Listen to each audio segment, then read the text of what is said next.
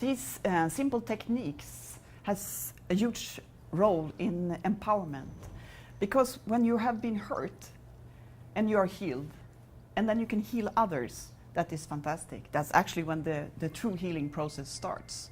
And that is very possible with these simple techniques.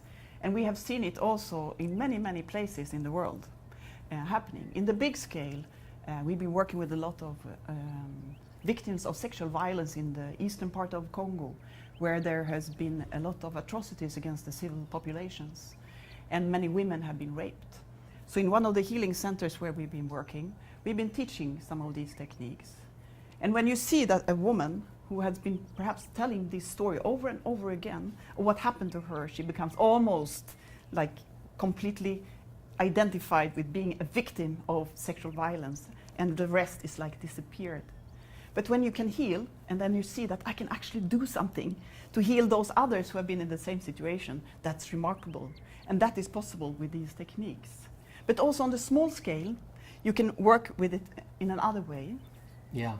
So I work on one-on-one therapy with individuals and families, and a challenge in a family, whether it's a fully functional family or a family that has some part of it cut out for some reason. It could be an accident, it could be a death, it could be a chronic disease.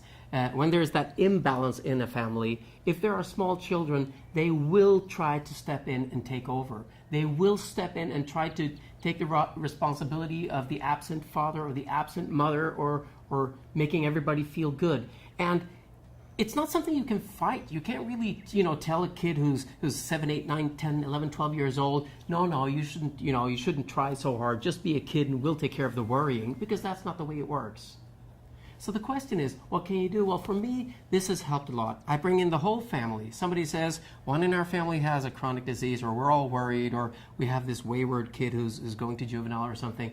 Well, bring in the whole family and show the whole family how to work with this technique on each other. It's a simple relaxation technique.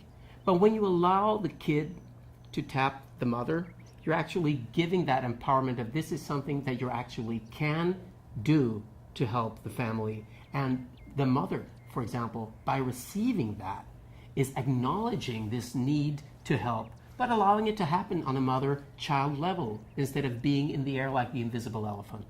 So I really think it's extremely useful to teach these techniques to the whole family when one member is in need of it.